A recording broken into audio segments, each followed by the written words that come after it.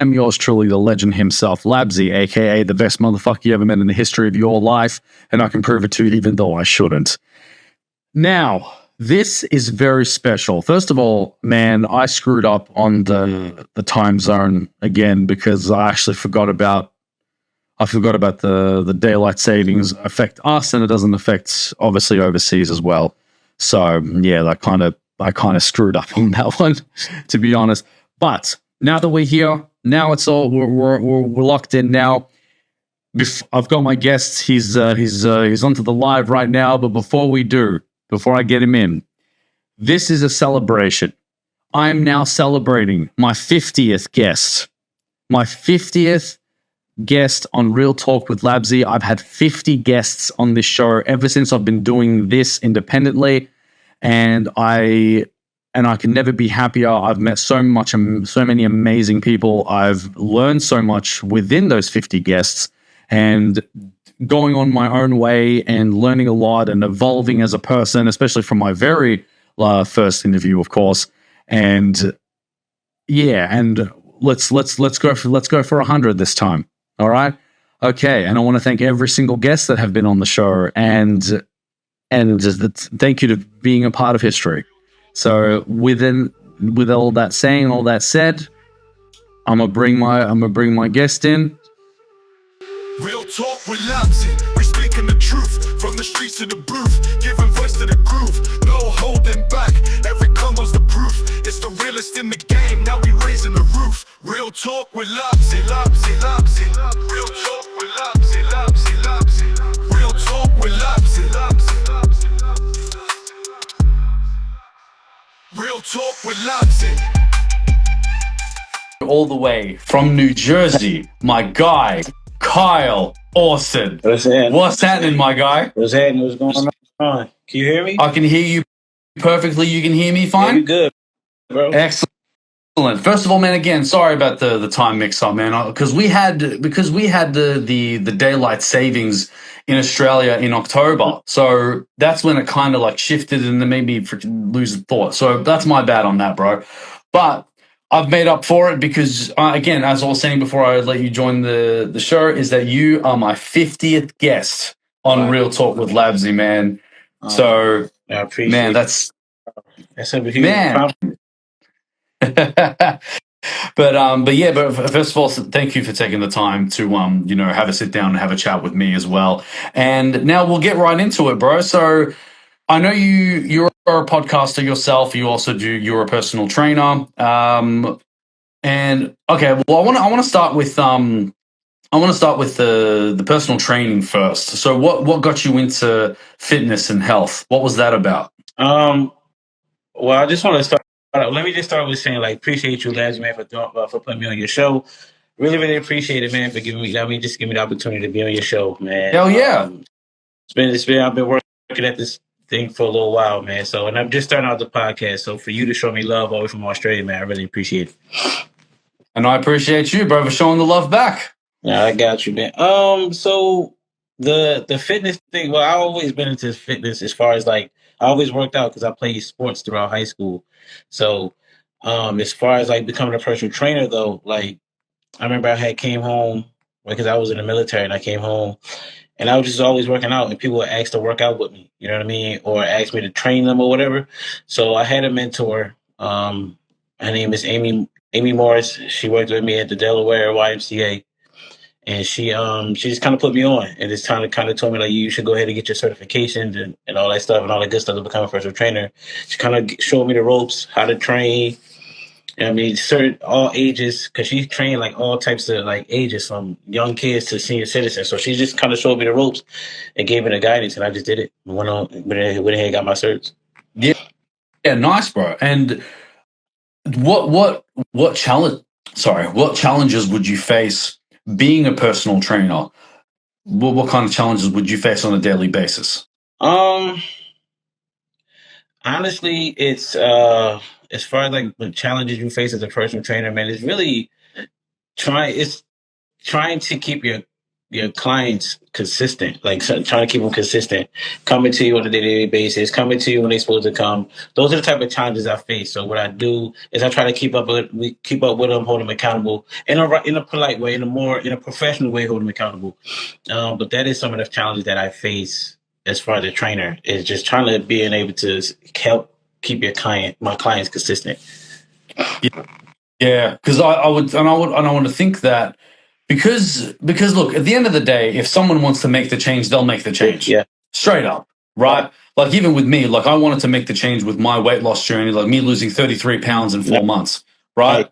And I thought, because I wanted to make the change. I wanted to, see a better result for myself. I wanted to feel good. And ever since then, I felt so good. I felt more positive. I felt like I'm not depressed anymore. I'm always looking forward to, being on the grind, and not just with fitness, but just with life in general, even with the show as well. Right. And especially because I've had a personal trainer on the show as well. His name is Mike. He's all the way in Hollywood. He's a gym in Hollywood, right? And he basically says the same thing. It's just when clients are like they really want to do something about their weight, and the one you can just tell when they don't. Absolutely. Oh yeah. Yeah, and then it's always the ones and the ones that the ones that will always show up all the time, even the ones that are early. The ones that are late are the ones that are not going to take it seriously at all. Yeah, nah, you could definitely. It's always the way you could tell, man, when your clients really want it, and then when they kind of just like, okay, when they're going to be on and off. You know what I mean? Like we deal with that as trainers on a day-to-day basis, man. Like you can always tell which clients is, but as a trainer though, our job is to be able to, you know what I mean, stay level-headed, just try to push those ones that do that every other day or every other week, or they come to you and they, you know what I mean, just try to stay positive, you know what I mean, and help them out that way instead of being like a negative. Because there are some trainers out there, like if you be on some bullshit like, yo, I ain't coming, they'll drop clients. Yeah, and that's happen. Yeah, they're like, well, you know what I mean, your schedule isn't consistent enough. Because at the end of the day, sometimes some trainers feel like you're wasting their time. You know what I mean? Yeah, they'll drop you. Yeah. Yeah, well, I mean, look, which is fair. I mean, look, as much as you want to help people and change their lives and stuff like that, but you got to run this is your grind, this is your business. You know what I'm saying? It's like don't play with my money like that. Right. That's what it is. You know what I mean? And yeah, no, I get that, but okay. So say if I wanted to start my session with you, like how would you start off? Like how would you look at me? Like, do you have to study the way I train, or do you have to ask questions? Like, how would you start it if I was a new client? Well, first we had to have a one-on-one conversation, and I had to understand what your goals are. Once I understand what your goals are, what you want to accomplish as far as how you want to look, then I'll build your program from there. Okay. Yeah. That's pretty much how I operate. Okay, and then obviously, so say if you want to go start them on weights and stuff like that, you would obviously watch them, how they would use their technique, and obviously to see if their form, and they would fix their form. Yeah. That first session is when I'll hold your hand through that first session. Like maybe like the first two. After that, like it's time. It's getting ready to go. You know what I mean? Mm-hmm. I tell that to all my clients, but most of the time, like I wouldn't start. I try to start with like some cable stuff at first, because I know because free weights is a little bit more challenging when you first start out, because that takes a lot of like body balance and stuff like that, and more core engagement. So whereas though like cables and stuff like that kind of put you in the right position to be in, and machines. So I'll start with those things, and then once I see that you're mastering those, then we can go ahead and move on to the next step, and that'd be like free weights and stuff like that. Yeah. No, I love it.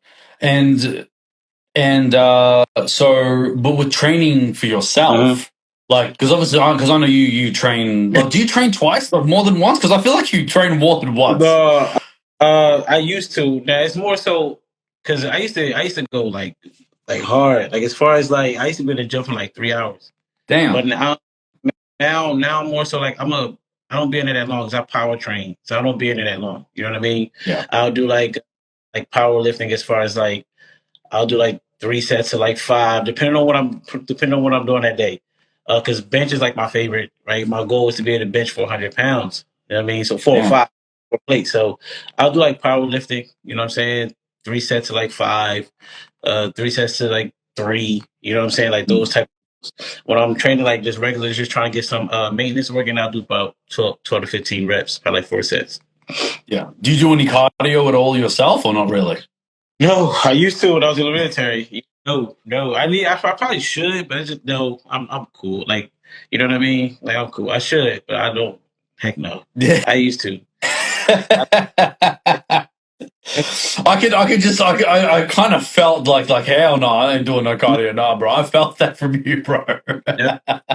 And I'm not encouraging, because I'll have my clients do like some muscular endurance work. So like, yeah, I'm not going to encourage them not to do it. It's just the way I train. I don't do cardio.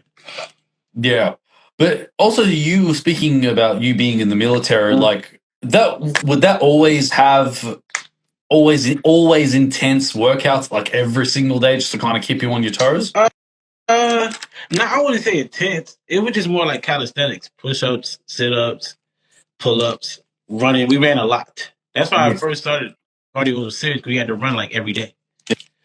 Damn. One of my battle buddies is actually, I don't know if he's still here, but he's on the live.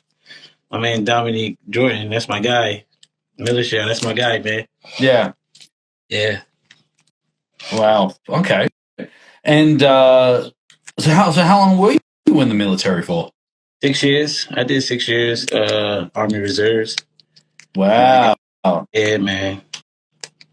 Any intense stuff? Like, you didn't have to fly overseas or anything, did you? Oh no. Most intense work I've done when in my military time was actually basic training. Just basic training. Okay. Yeah. No. Oh yeah. Okay. Yeah. No. All right. So that's where. Do you think that kind of created that discipline mind? In a sense, you think the military kind of did help with that, as well as you thought and then that's when it kind of created that kind of not gateway, but kind of like the path of, you know what, I now want to help people now, kind of do the same thing I do. Is that kind of how it worked? I no. As far as my fitness career, no. I would tell you this though. Being in the military, I get up at 4 a.m. every morning. That helped. That helped. Yeah. Yeah, my alarm goes up at 4 a.m. every morning. Wow. What time you go to bed? Shit depends what I'm doing. Like, I don't have a set time. I really don't. If I go to bed at 11:30, my alarm goes up at 4 in the morning. Now I'll probably wait. If it goes off, I'll wait probably like 4:15, 4:30. But it goes off at 4 a.m. every morning, and I'm up all the way until I go back to bed that day. Damn. Okay. Yeah. Okay.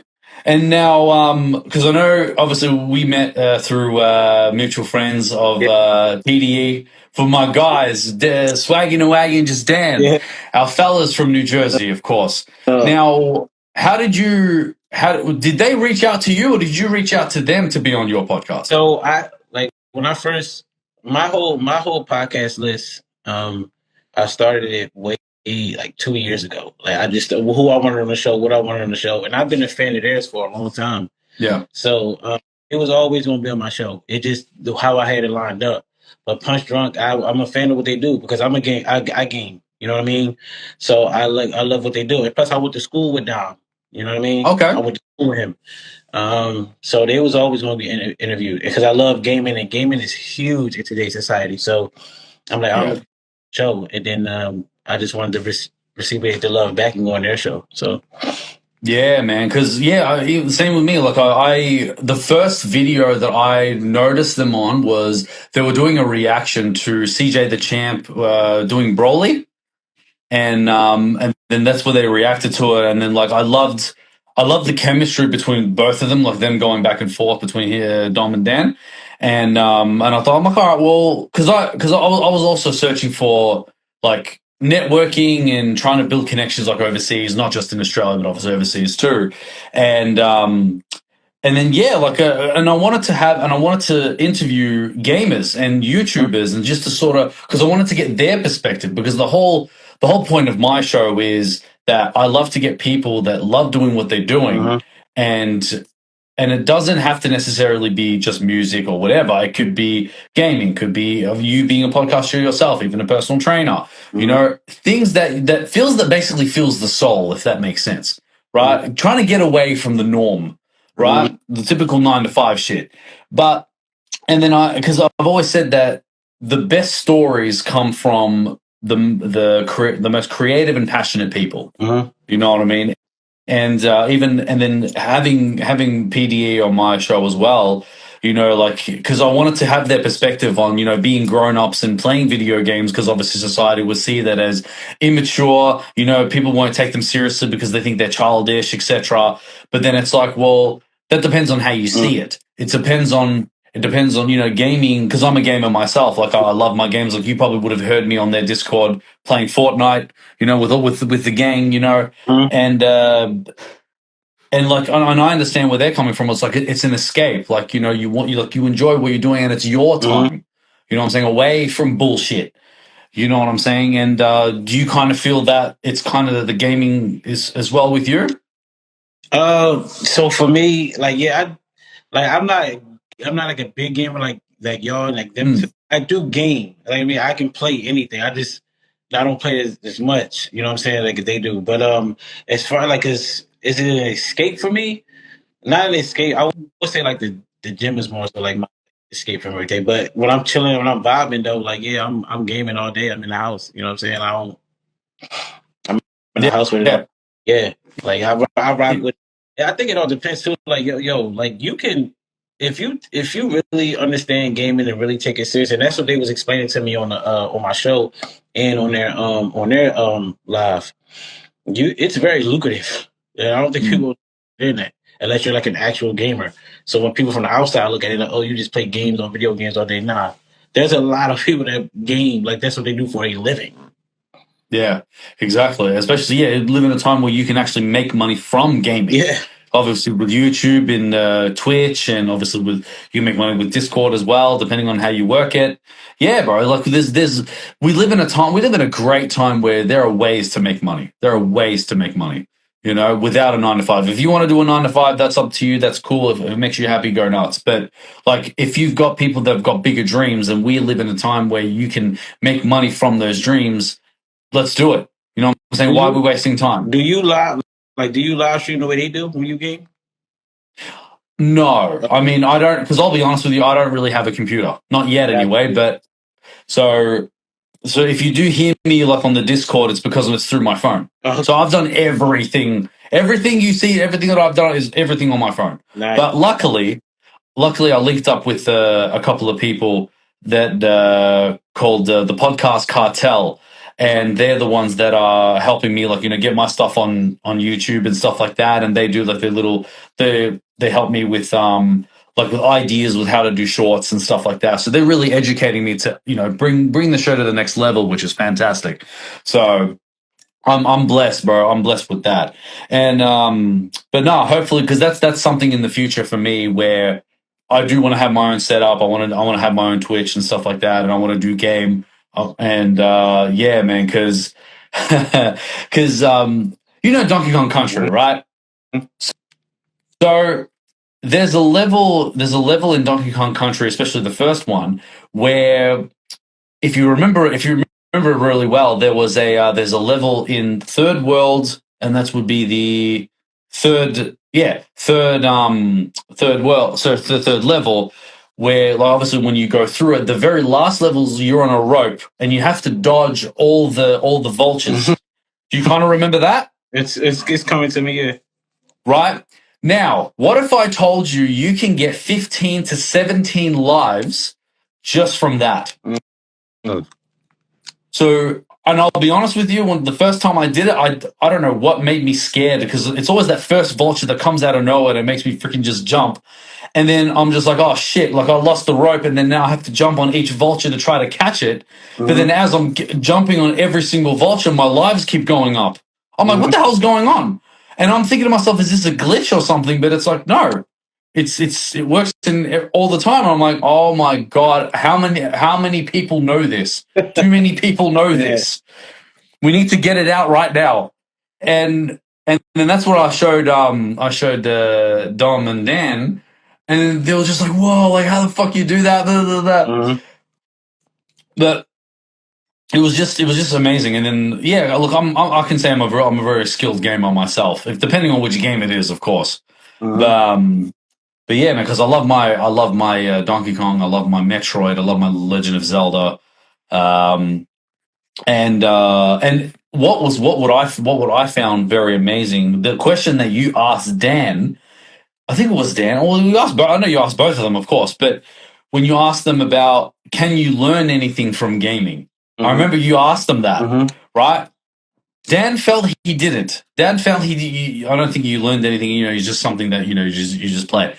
See, this is where I disagree. I think it really depends because I'm a very deep thinker, so I think deep on many things.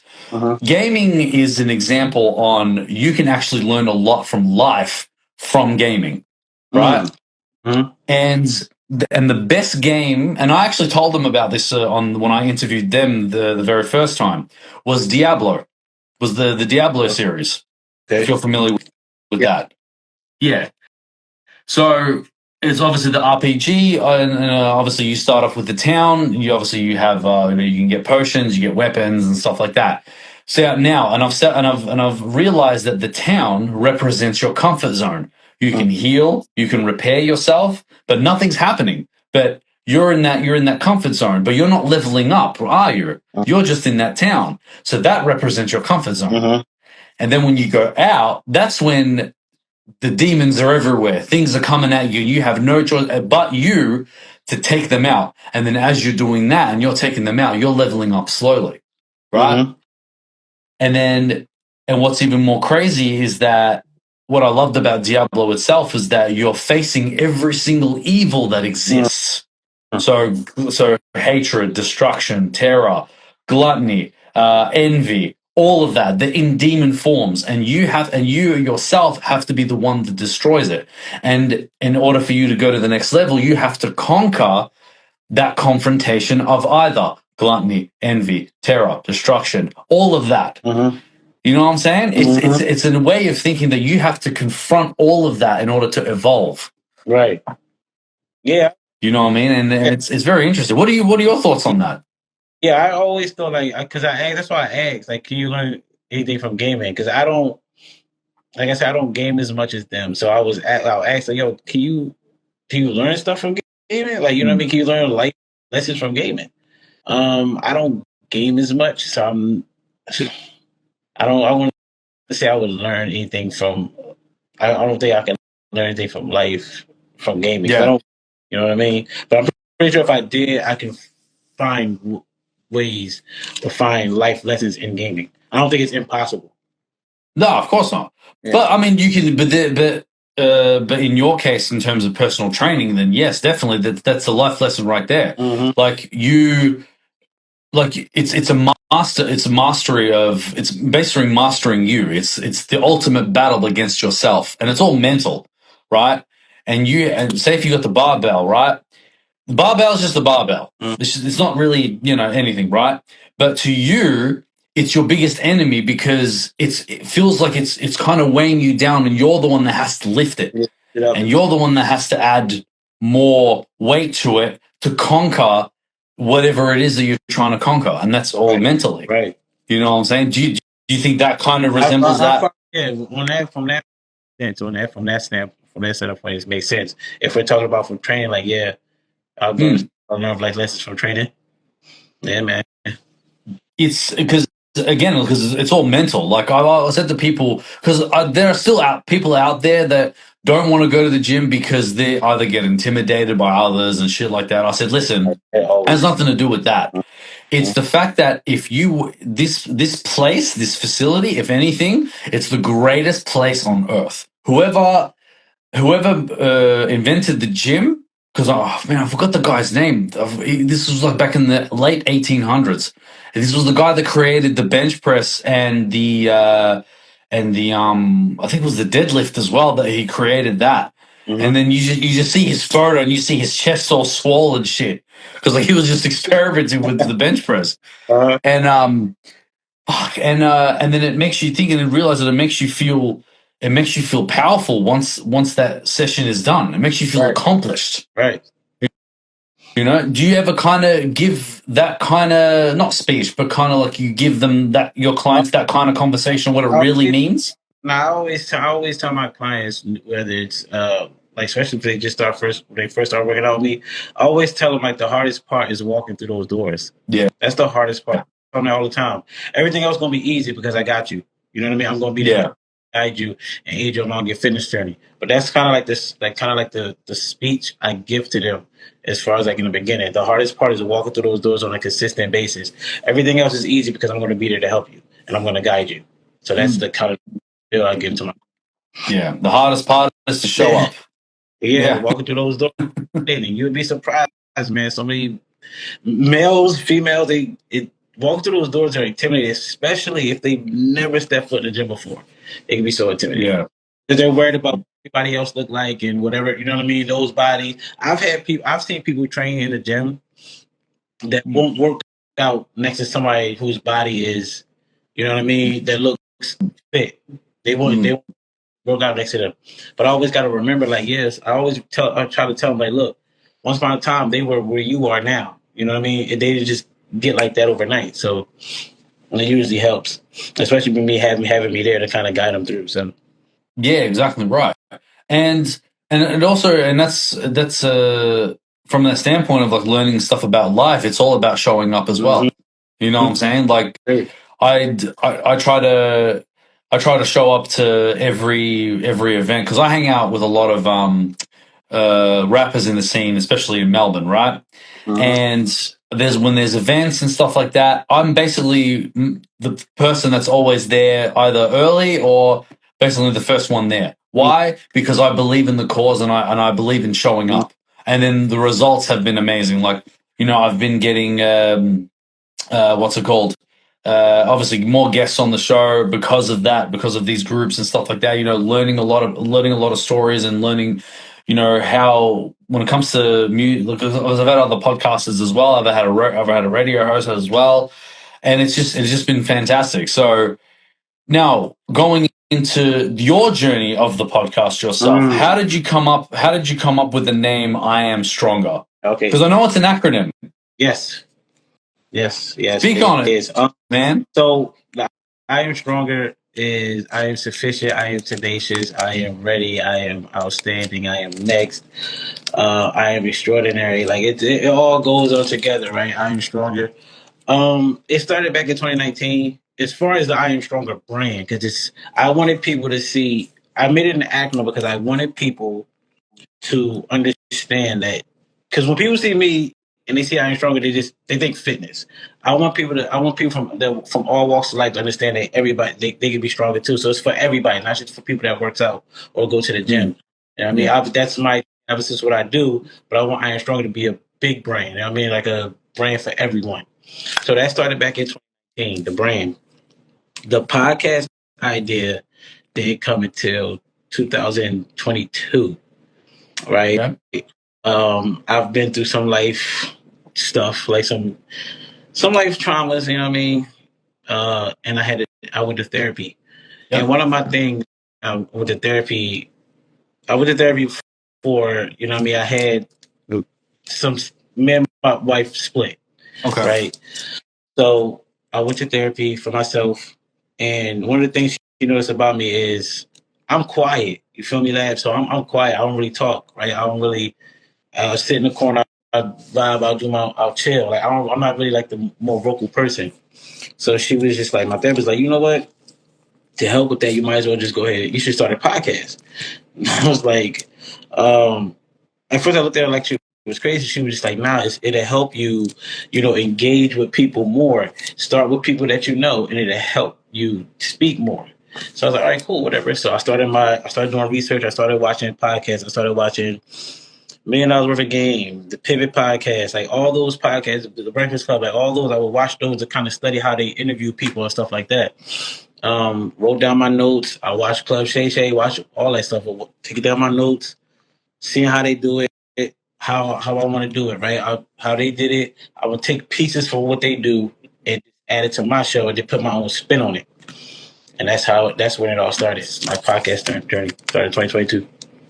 Nice. And Yeah. no, I definitely agree with the therapist because I'll be honest, I've even for myself, ever since I started my journey back in we'll say 2019 as well, I've been up until now. Even when I went independent, about 2020, but 2020, 2021, 2021 was when I went full independent, right?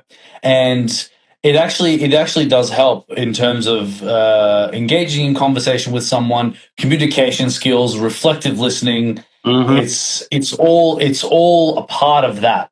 And then what's crazy is that when you're just asking general questions, like it doesn't have to be even if it doesn't have to be about like whatever they're into or whatever. Even when you practice outside and engage in conversation and others, like when you asking a general question, right? Once you've figured out how to ask it without looking intrusive, like sounding intrusive or anything like that, that's when people are like, "Oh, wow, you actually, you want to talk to me. You're actually interested in what I want to talk about and stuff like that." And because I got a friend of mine who does his own late night talk show on TikTok. It's called The Late Talk Show, and he does it on TikTok. He's got the whole setup and everything like that. Like it's he does it like a screen on his phone, but he's like the background. He's got like the city of the picture of the city. He's got his own signage, everything, right? And he loves to interview anyone that loves to be on his show, and they'll just then obviously it'll begin because everything is big on TikTok, and that's what gave him that avenue to sort of interview a lot of people and engage in conversation and let them hear their story, especially on a platform with TikTok. It gives them their voice, basically. You know what I mean? Letting you give your voice on my show. I've done that with everyone. It helps me learn about you, and also the viewers will learn about you too. So, man, like, do you feel that in your journey of the podcast too?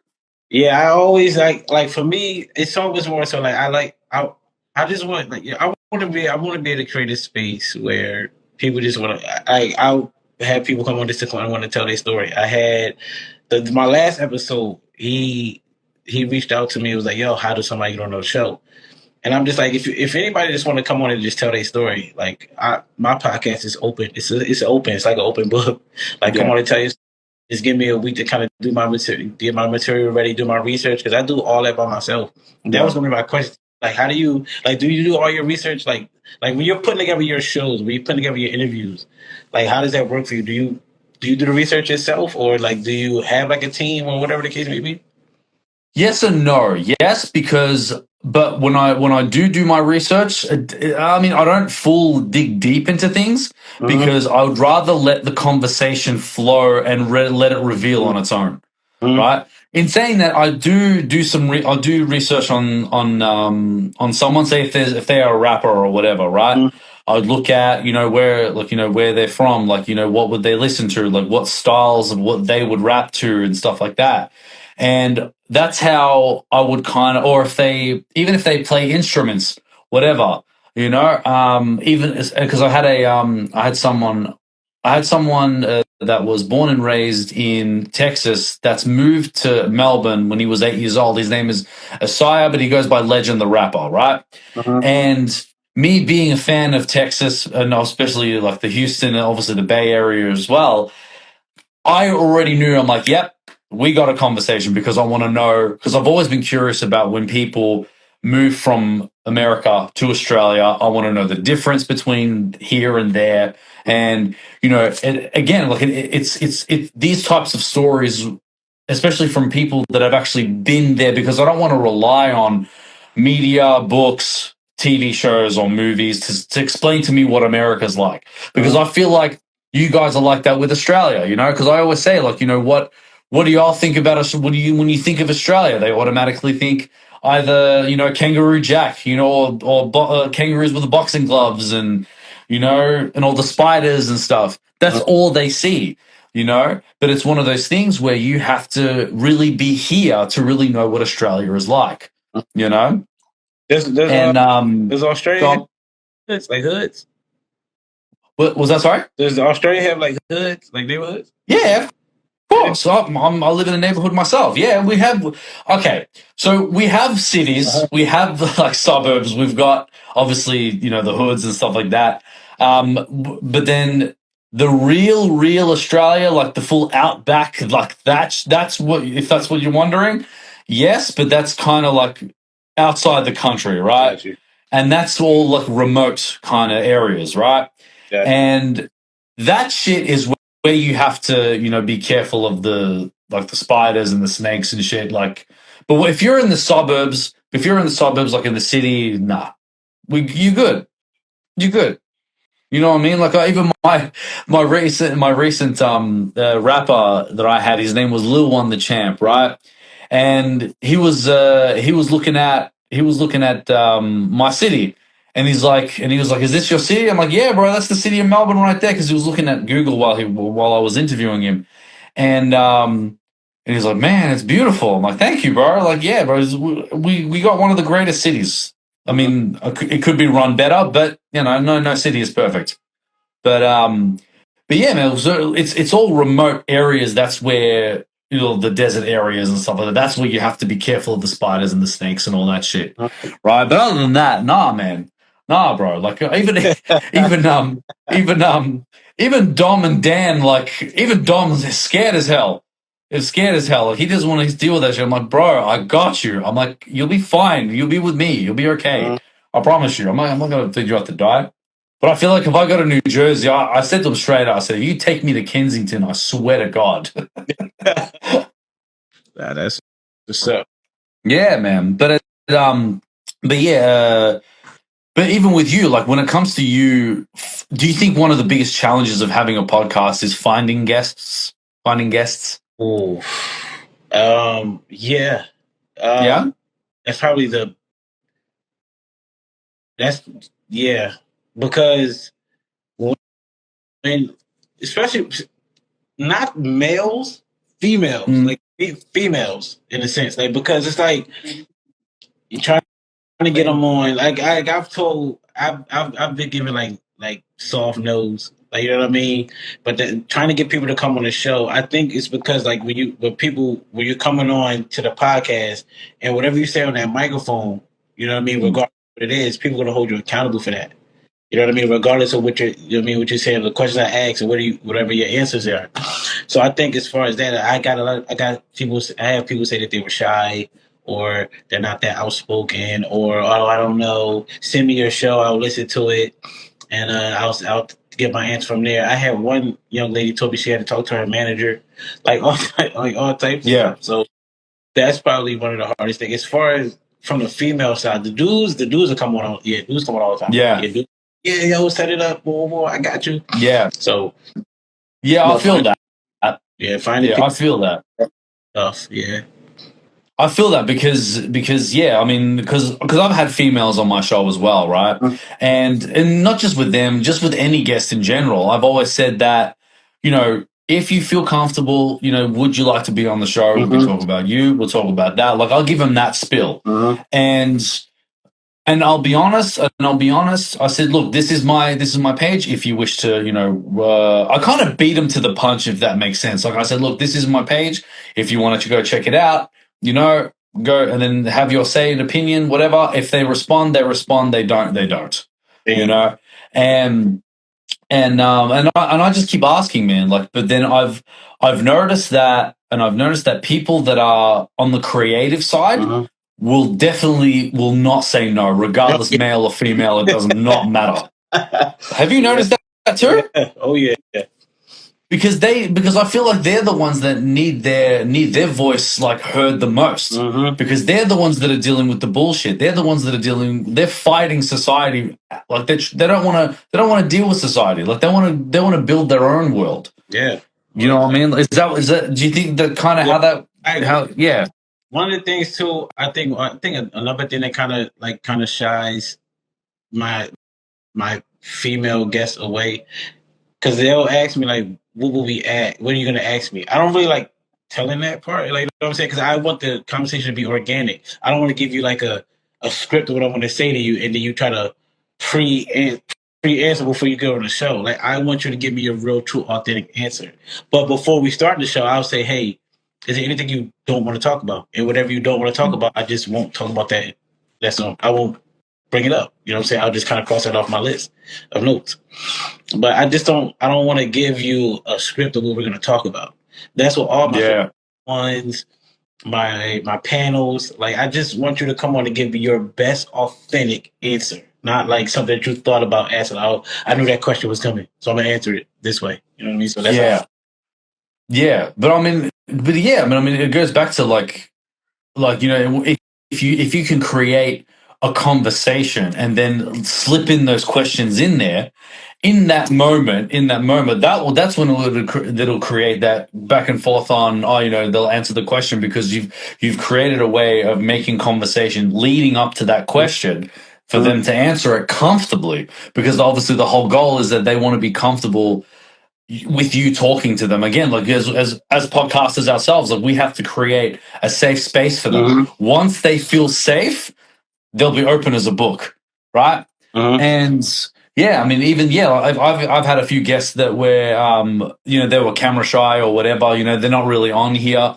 but one of my biggest compliments that I've ever gotten was by Big Creature. He's a rapper. He's in California, but he also bounces from Texas to California as well.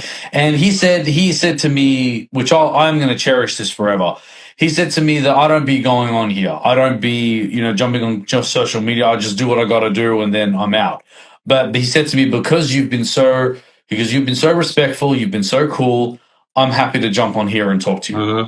You know what I mean? And I think, I mean, I don't know. I think maybe it's because of my energy. Maybe it's because of how I approach things.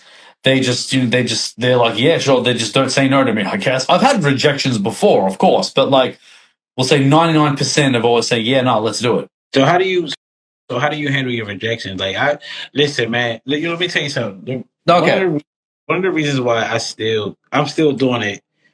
I have to give a big hand and a shout out to every single person that's come on my show, because after the show we have conversations.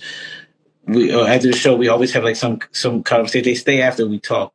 Yeah, and I always tell them how I'm feeling, and even you pour some words of encouragement to me, because you'll see my stuff and I'll be posting like, yo, it's hard to get people to show love and show support, and they're like, yo, you got something going.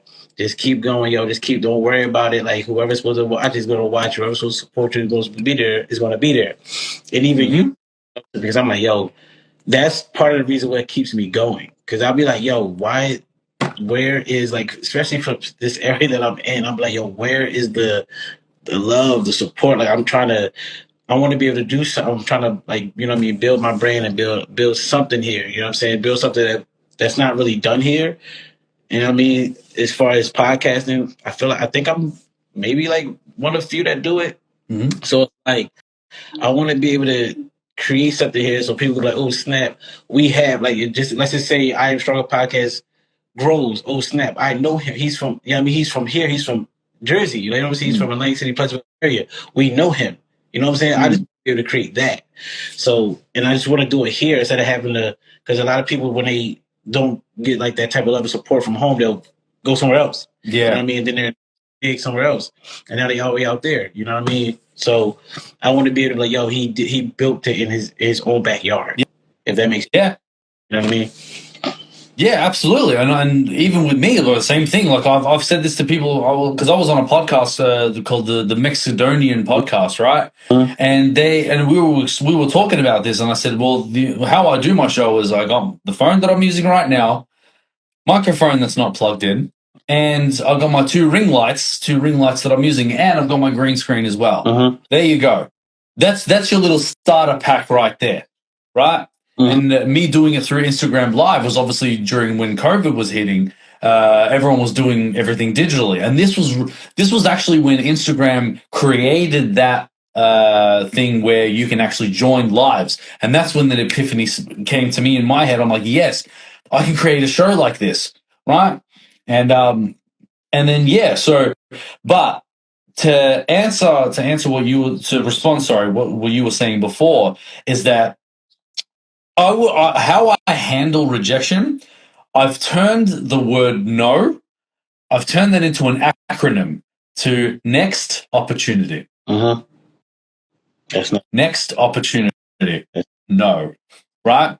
So, and then but my question to you is, are there any communities out there in New Jersey that you can kind of be a part of, and then that way you can kind of mingle again to expand your engagement and conversation with other people to learn something, and then you can have them on their show, because that way that adds to the history. Mm-hmm.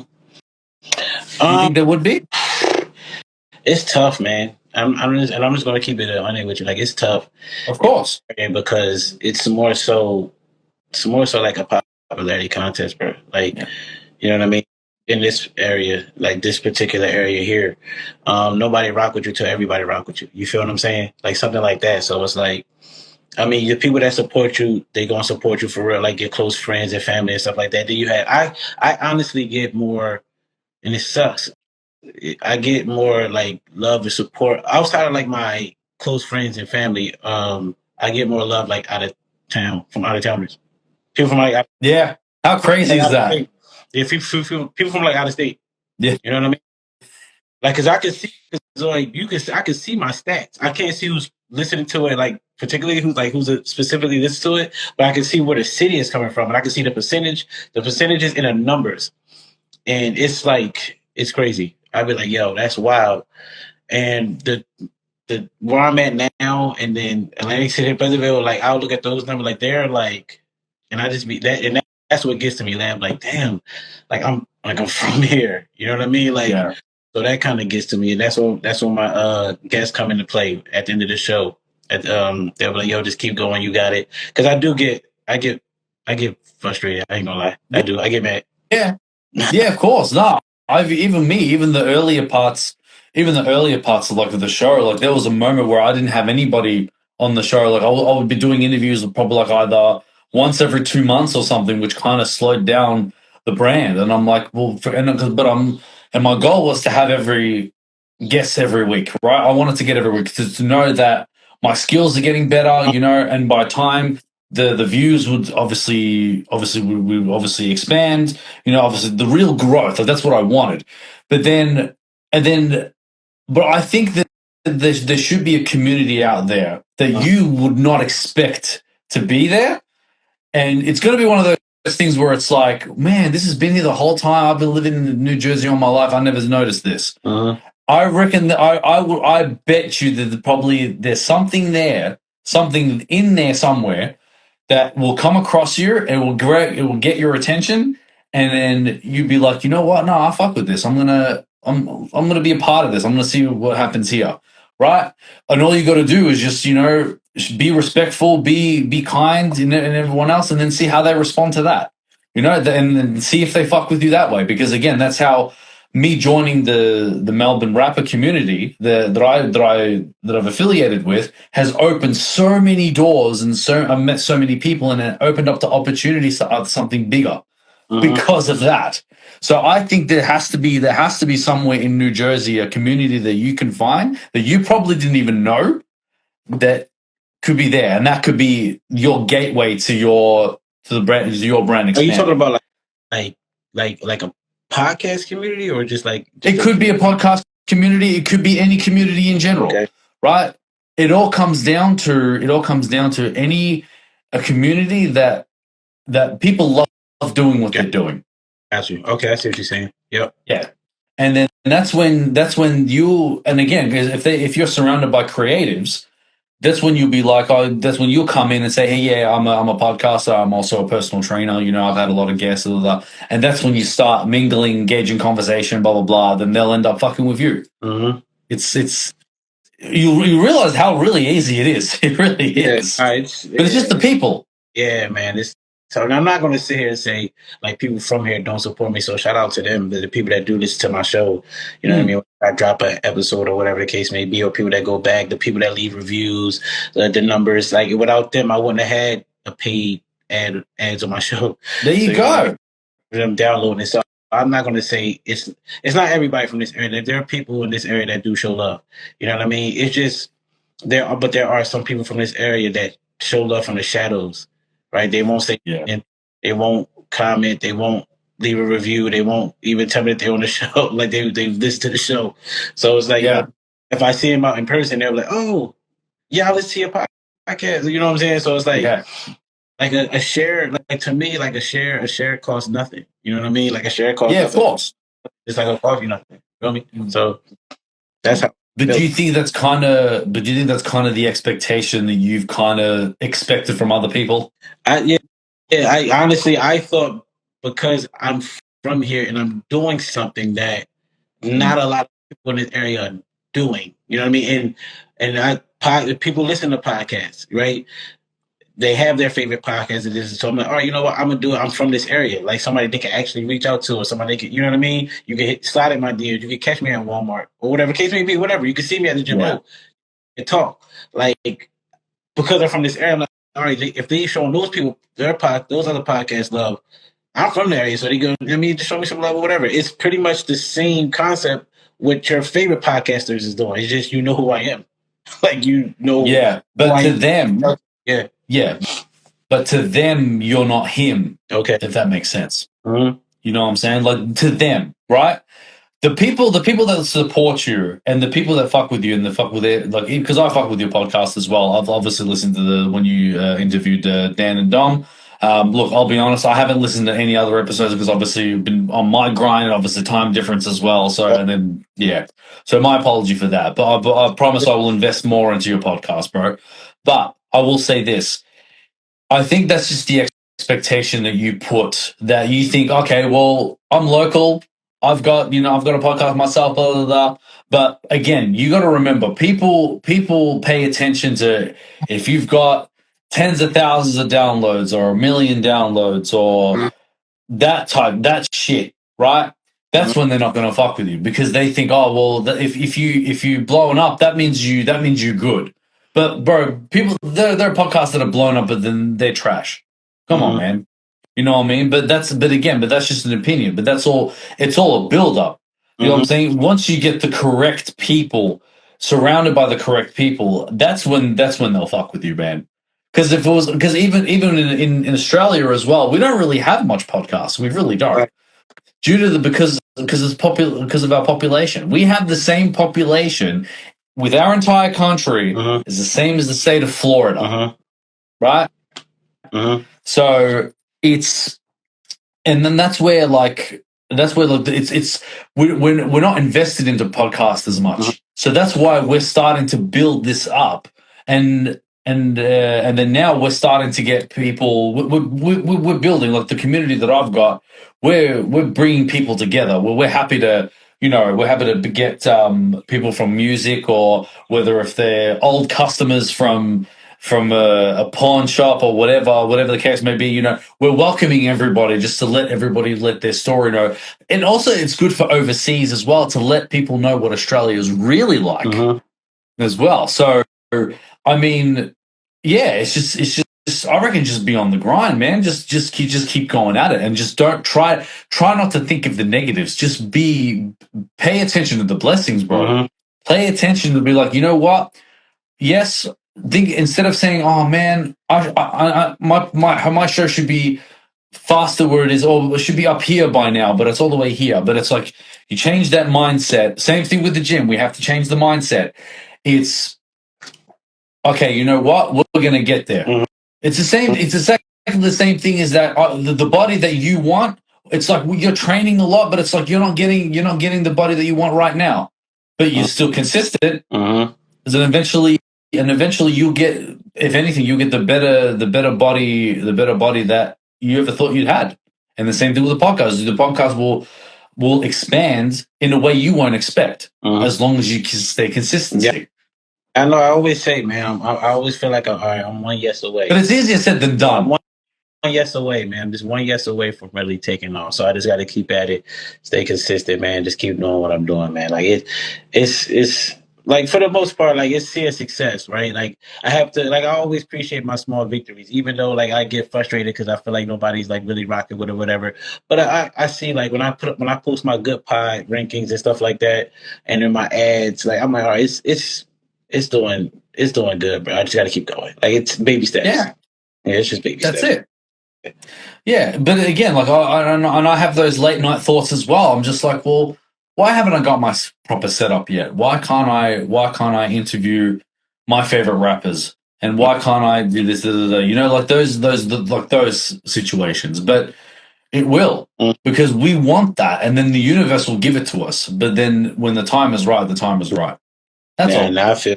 Now I got you. That's why I appreciate it, man. When you slide in, like when you hit me up, like yo, it's gonna happen, man. Don't worry about like the negative stuff. Yeah. Like, yeah, I be pissed. I be talking to my brother, man. He be like, yo, it's gonna happen, bro. Like I just got to keep going. Yeah, man. But here's the question: why does it frustrate you so much? Be honest. Because I'm from here, and it's just like, yo, why ain't nobody really rocking with it? Like, y'all from here, that y'all listen to other podcasts all the time. You know what I'm saying? Like, it's the same concept, it's the same setup in a sense. You know what I'm saying? My show is broader though. If I want to be for real, like when I think about all the podcasts that I listen to, the one that's like the two that's probably similar, well, the three that's probably similar to me is $1 Million Worth of Game, Club Shay, and Pivot. But as far as those three, I took pieces, but I have a broader, like I have hair techs on, right? Beauty techs on. I have a photographer on. I had a rapper on. I have a DJ on. I had a personal trainer on. Like these are, it's so broad. I've had a panel of 6 talking about culture talk, right? I have an episode where I am talking about a certain situation that happened in our marriage. So my show is broad. So it's not just I'm like, hey, Kyle just on here, just whatever. He talking about fitness again. He has you know what I mean? Like I have different people on my show from different walks of life. You know what I mean? Like the last show I did, that was almost 3 hours. He has his huge. And then people be like, well, who you got calling your show? What do they do? I don't listen. They have a story. They want to say it. Our show is an open book, pretty much. Yeah. His story was almost 3. His show was almost 3 hours. Yeah. Yeah, no, I feel that. It feels like it's the frustration of, oh, you know, like what do you do? Like it's just, but again, those types of people are the wrong people to speak to because they're not open-minded enough to be really that interested. You'll know when someone's interested. You'll know when someone be like, oh, it's like, hey, Kyle, like, bro, I listened to the other podcast the other day, bro. Who do you have next, bro? Like, you'll have those types of people. Oh yeah, you know. And even if I have 5, like. Even if it's just Dom and Dan, even that's enough. You know what I mean? Like realistically, like you got to cherish every single guest or every single people that support you. Appreciate them like you think 1 million people are appreciating you. That's how it should be, you know. And yes, again, we just got to get there. We just got to be patient. Yeah, that's all. I know. Yeah. But it just be tough. I'll be like, yo, it be tough. I'll be like, it is. Yeah, I agree. Oh, like I have so many people, like you said, Dom and Dan, gamers. Like how many people game out? There's a lot of gamers out there. You know what I'm saying? Like I had them on my show. Like it's just like, you know what I mean? I had a videographer on my show. Like, you know what I mean? I have one of the best rappers from this area on my show. Yeah, he actually freestyle at the end, which he don't. I asked him like, "Yo, cause I'm like, yo, do you charge people to do that?" And he was like, "Yo, I got you. Yeah, I got you. We grew up together. I got." You. So I have that, and I have more people that in store in my mind that's going to come. One of the biggest DJs in this area is coming to my show next week. There you go. You know what I mean? So focus on that. Yeah, there you go. That's another achievement right there. Yeah. If we're locked in, and we've got someone, that's that's connected to the bigger people, eventually someone of that team from those bigger people will recognize you. Yeah. What if I told you that I've got people in the Bay Area that are connected to E40 who knows who I am? Yeah. That's what's up. Yeah, that's what's up. Yeah. Right? Because how I got people on the show that are from, even I'll give you an example. There's a rapper by the name of Hitter Slim who's a part of Sick With It Records under E40, right? And I've been on live. I've been on couple of his lives. I showed respect. I showed love and everything like that. And I was able to turn the guy from Australia to, oh no, that's Labzy, bro. They know who I am. You know what I mean? And they're connected to E40. They do songs with E40. They know him personally. You know, even my friend Miller, I'm a fan of his music. I got the opportunity to for him to be on the show, and you know, because obviously America loves Australia, which I know I got kind of the easier way, I guess. I don't know. I don't want to say that like that, but it's like when you show the love and the respect, and able, if they feel your energy, they won't say no to you. Right. And then you won't know. And now, and also another rapper by the name of Rumor. I don't know if you're familiar with Rumor. He's the guy that blew up in 2020 that had the mask on. Okay. And then the one that did the Roscoe Flats kind of song, right? Okay. And mind you, he's worked with Future, he's worked with Lil Baby, you know what I mean? And he's obviously, he knows Jamie Foxx and all them, right? And then nowadays when he went independent, he went his own way. I ended up showing him love and everything like that. I got the blessing for him to follow me on Instagram. He even told me happy birthday when I had my birthday recently a few weeks ago. Right? And again, it all comes down to when you build connections, you have to keep that relationship. And once you keep that relationship, eventually that's when bigger opportunities will come. It'll attract to you. It'll attract you. So again, with the DJ guy that you've got, like all right, so with the DJ that you've got, who is he connected to? Like, who has he worked with? Yeah. He got big connections, bro.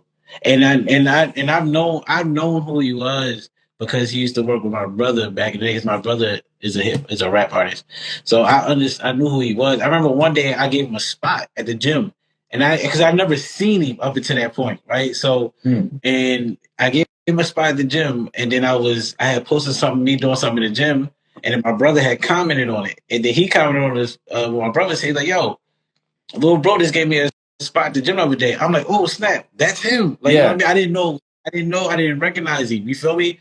So, I had my brother on the show, and then you might see if he'll come on the show or whatever. And he's been showing love too. So when I hit him up, like, yo, I was setting up my shows for November. I mean, if you have some time, I would like to have you on the show. Let have you on the show. He was like, yeah, cool, set it up. So he's been everywhere, man. Atlanta, Miami, Florida, New York. Like, he's big time, bro. Like, he's big time. You know what I mean? He's big time, bro. So that show, I'm fortunate that he decided to come on my show. You know what I mean? So, and there you go. See that right there. There you go. It's amazing how the types of people that you know that are connected to big time and stuff like that. And he's going to be on your podcast, man. You know what I'm saying? Like that's it's not just an achievement, but it's also a gateway to something even better, because they'll obviously look at you. They'll obviously you'll have the people that will judge on how you interview and stuff like that. But at the end of the day, algorithm is algorithm. Whether it's positive or negative, you'll get the algorithm regardless. You know what I mean? So yeah, man. So I just say, bro, once you get that locked in, bro, man, I promise you it's going to the next level. I promise you. I promise you, man. Appreciate it. It's just, it's hard. It's tough, bro. Like it is. Because I think about like the hours I put in to put together the show and to put together, like, you know what I mean, come up with the whole creative mind behind all the creativity. Like I do everything on my own, and it's pretty much like, so like to do the research and to do that, you know what I mean, put it together, put the panel together. Like when I do my panels, who I choose to be on the panels and stuff like that, like it's just like, it's a lot of hard work, man. So for that to get not the recognition that I'm expecting it to get, and it doesn't get it, so I get frustrated. I'm like, shit, bro. Yeah. Like, but it's also important when you do get because obviously you have to treat every single guest like a normal human being, regardless of whatever status that they have. Right? Because I've learned myself that, you know, even with celebrities, you gotta treat them like normal human beings. But once you treat them like normal human beings, they will fuck with you the most, to be honest with you. Right. They're not like I'll give you an example. Like I don't know if you're familiar with who Billy Cook is. He's from Texas. He's an R&B singer. Mm-mm. So Billy Cook, he's very well known in Texas, right? Mhm. And I'm a fan of his music as well. And he's been an R&B singer probably for 24 years, probably 25. No, yeah, probably almost 30 years by now, we'll say. And he's worked with people from Cash Money, and so he knows Lil Wayne and stuff like that, right? He's and then I had the opportunity for him to be on my show as well, and that was locked in. And I was just like, and as soon as I saw his face when he popped up on my live, the anxiety went through the roof, right? But then I had to force myself to be like, no, we need to be professional. We need to be professional, right? We got to try to look. Okay, cool. Our favorite artist is right in front of us right now. We're going to just snap out of it and just continue to be professional, right? And at the same time, you try to basically friend that person, and then that result became incredible. Like there was a moment where he was on the live, just he was just on his live to himself, and then he was looking at who's watching, blah blah blah, and he's saying names, and he came across my name, and he said, "Oh, Labzy, yeah, man, Labzy, he's been killing the world right now, interviewing people around the world." You know what I'm saying? Like, it's that simple, that act of kindness, and it shows that I've done something right. You know what I mean? And then, so now the opportunity for you, when you get that DJ, bro, once you treat him like a normal human being, I promise you more celebrities will fuck with you, bro. They will fuck with you because there are celebrities that don't want a celebrity. They just want to have that conversation. You know what I mean? Yeah, and that's pretty much what I try to do. I try, like, so for especially when people that come on that's never done it before, they're like, yo, I've never done this before. So what I do, like the ritual will be like, we'll have a glass of like wine, you know what I mean, before the show, and then one during the show. So that way it relaxes them, you know what I mean? So they can kind of be relaxed and speak, you know what I'm saying? Right, man. Like once I hit that button, that red record button, man, yeah, it get real, man. Yeah. So yeah, absolutely. Absolutely. But I think it's just a journey, man. But I think you'll be fine, bro. Just take it day by day, bro. I enjoy it. Like I enjoy doing the research because I'll ask them questions. They're like, "Yo, I wouldn't even expect you to. How you even know that?" Like I do my research. So like, yeah, because I hit Dan with a question. He was like, "Yo, I didn't even know you do that." like, yeah, man, I do my research. Yeah, I do my research. Yeah, man. Because I even I think it was kind of the same thing when I asked Dan about his socks collection. Because he never really spoke about it, and I realized because when I was looking through his Instagram, I was like, "Oh, this guy likes his socks." I'm like, "Let's talk about that," And then he actually forgot because he hasn't done it in a while. But then I brought it up, and then we got in the conversation. So yeah, it's good. Yeah, man. Dan and Dom are they're the real ones, bro. They're the real ones. People, man, especially like Dan's not really much on social media like that, but Dom is, and every time I post something, man, Dom show love. So it's like he'll share it or he'll shout it out. Like they real cool people. They cool dudes, bro. Like they solid for real. You know what I mean? Yeah, man. Yeah, absolutely. Yeah, absolutely, man. Shout out to PDA. Shout out to Swaggy No Waggy and Just Dan. Yeah. And yeah, man. But that's all from me, actually. Is there anything you want to ask me or anything you want to talk about? So what do you do? Like when you like, so my thing is I have them drink wine or whatever. So if you're about to interview somebody and before, like, how do you prepare them? How do you prep them? I just asked them straight out. I said, are you comfortable? Like, do you need something or anything like that? I mean, I've always been a conversationalist. I love talking to people. I've always loved, like, I don't really, for myself, I don't really need to, because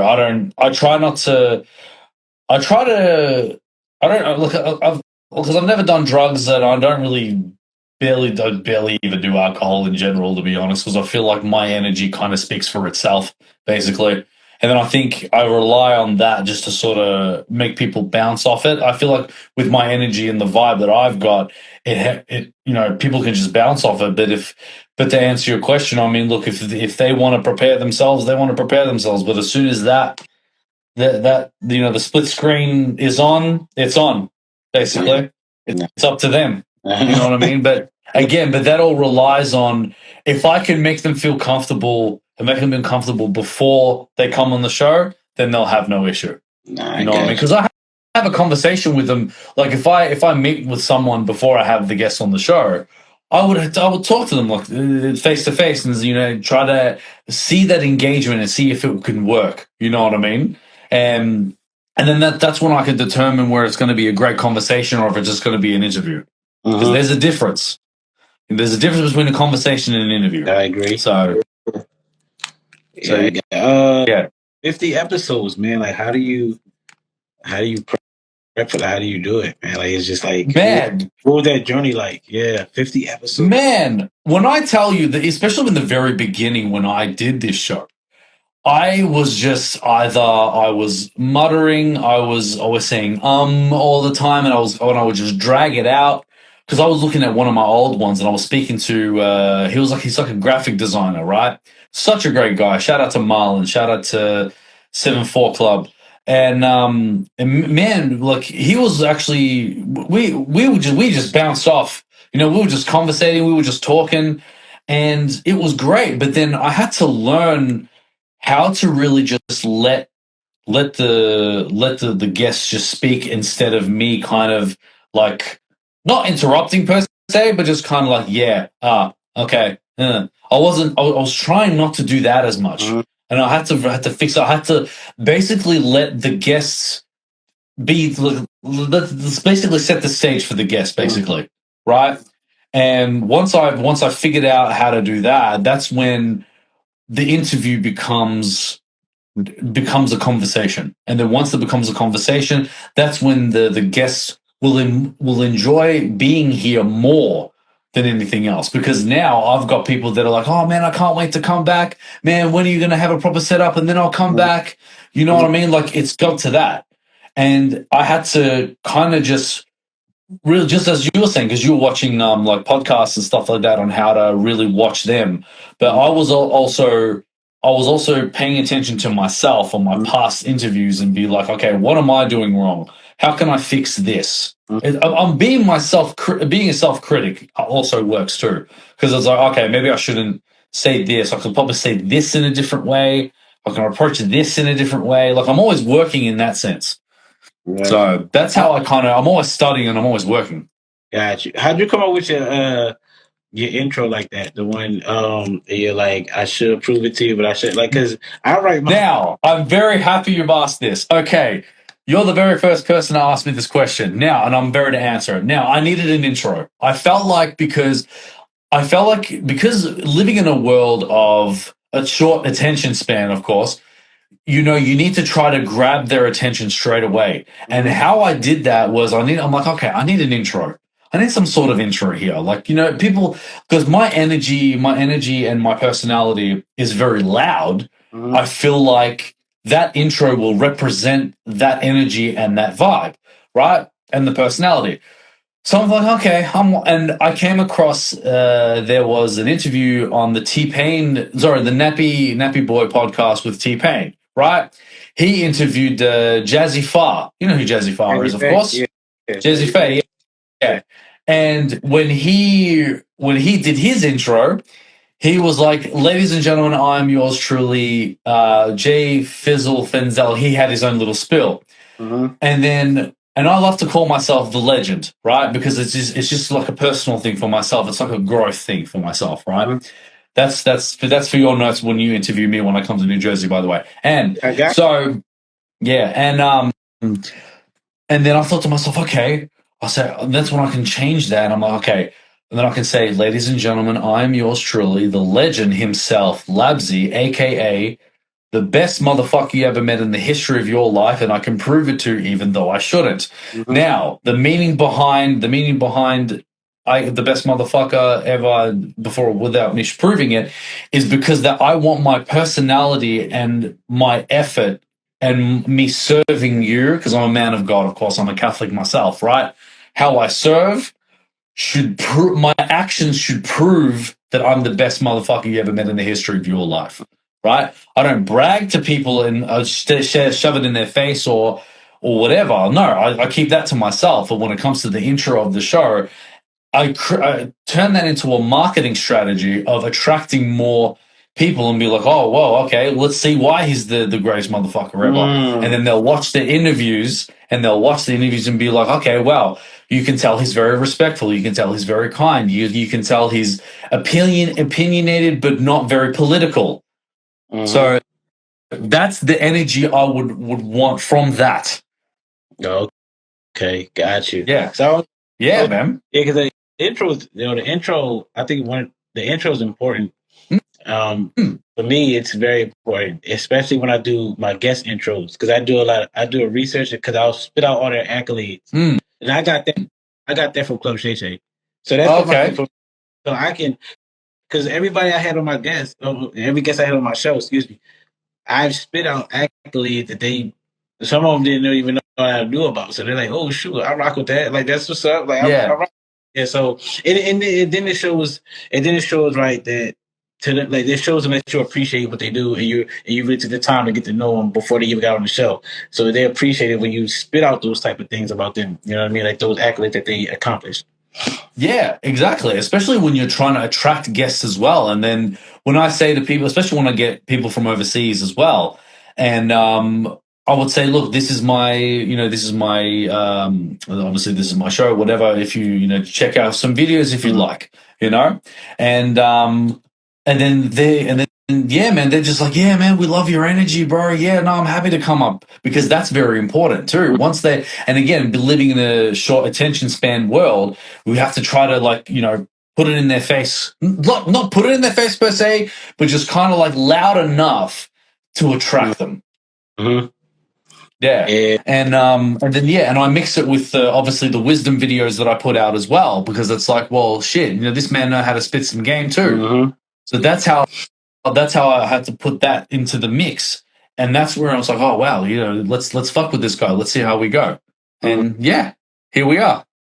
Nah, I appreciate it, man. I appreciate you for having me on, man. Yeah, this has been a time. Thank you for everybody that's tuned in from my page. Thank you for everybody that tuned in from Labzy's page, all the way from Australia. It's been a blast. Australia to New Jersey, mate. Australia to New motherfucking Jersey. And speaking of that, I think it'd be a great idea. You, Dan, Dom, come to Australia. It'd be good. No, but think about this, right? Think about this. It'd be good for you. It'd be good for you to either travel as well, and then you can probably. I promise you, when you come to Australia, I got my man Donkeyman Records on here, right? I don't know if you can see the comments from your side, but man, when you come to Australia, I got my man Donkeyman Records, aka Simon, aka the Macedonian Podcast. They'll be interviewing you as well, right? So obviously they want to know about you and everything like that. Exactly the same thing as us, right? And you'll get a different energy as well, because obviously you got Simon, aka Donkeyman, and also his friend Mladen. He's Macedonian, of course, hence Macedonian. And then yeah, like you'll feel their energy. It'll be interesting. Let's just call it that. There's something to think about, man. I'll have to talk to those guys, man. Them guys. Hell yeah, bro. Hell yeah. Always watching that stuff. So it's good, man. It's I've already sold Dan for him to come here because I remember one time I said they were watching they were reacting to like Australian kind of ghetto places, like bad places and stuff like that, right? And Dan just comes out of nowhere. I don't know where it came from. He just said, Labzy, why are all your women all beautiful? What the hell's going on? I'm like, what do you mean? Dan, when he first came on my show, he was like, yo, I was going, because that was my first time ever meeting him. So he's like, yo, I was going to come here. I was going to be like weird. So he was like, yo, I mean, but he was good dude, man. Good dude. Yeah. He cool, man. Yeah, man. Maybe, yeah, even talk to them, see what you can do. And then And then, yeah, like obviously the four of us will link up. I'll even introduce you to some of the rappers as well in the local scene as well. And yeah, man, also introduce you to Donkeyman Records as well. Obviously, they'll obviously interview you guys as well. It'll be a good time, man. And then I'll let you hold a koala too. Yeah, I don't even rock with animals like that, but I appreciate it, man. I appreciate that, Mike. You know what I'm saying? I promise the koala, it's the one that does not have the chlamydia. You'll be fine. Nah, we'll see. That's actually a real thing, by the way. Google it. That's actually a real thing. Wild koalas have chlamydia. That's actually a real thing. Nah, man. It's been love, Yeah. man. Appreciate it, man. Thanks for showing so much love from Australia. All the people out there in Australia that's been following, showing love through Labzy. I appreciate all of y'all too. All my followers and supporters that be showing love to the Iron Stronger podcast. I appreciate all y'all too. So, you know what I mean? It's my first podcast appearance outside of mine. You know what I There mean? you go. This was it's another small victory for me, so I'm cool, man. There you go. Did you have fun? Yeah, yo, this is nice, man. This was love. I rock with your stuff, man. I always rock with your stuff. I like the stuff that you send me. I mean, the motivational stuff that you submit in my DMs and stuff like that, man. It's always appreciated. It's always love, Labzy. Like, you know what I'm saying? Shout out to you, man. God, man. Yeah, Thank you, sir. Yeah. Thank you, man. And yeah, well, I guess we'll wrap it up here, man. I want to say thank you for Kyle, and I say this to every single guest, right? How I define a successful person is not through society, right? How I define a successful person is someone that they love doing, they're chasing that, and then they're getting results, whether it's minor or major, and they're working at it and they're evolving. That is a successful person. So you are a successful man, my friend. appreciate you, man. Same, likewise. Appreciate you, man. Always love. Thank you. I appreciate you, bro. And I want to say thank you for the people that have joined on to the live as well. Make sure you support this man. Make sure you support Kyle, I Am Stronger podcast. It's not just about fitness. It's about everything. Because stronger doesn't necessarily mean that physically. It's also mentally as well. So, man, so go support this man. Kyle, thank you so much, my friend. You enjoy the rest of your night. Too, man. And we'll definitely keep in touch, my friend, all right? And also, my door is open if you ever want to chat, all right? I appreciate you, bro. Thank you. All right, have a good night, my friend. Good one. Real talk with Labzy, we speaking the truth from the streets to the booth, giving voice to the groove, no holding back. Every combo's the proof. It's the realest in the game. Now we raising the roof. Real talk with Labzy, Labzy, Labzy. Real talk with Labzy, Labzy, Labzy. Real talk with Labzy, Labzy, Labzy. Real talk with Labzy.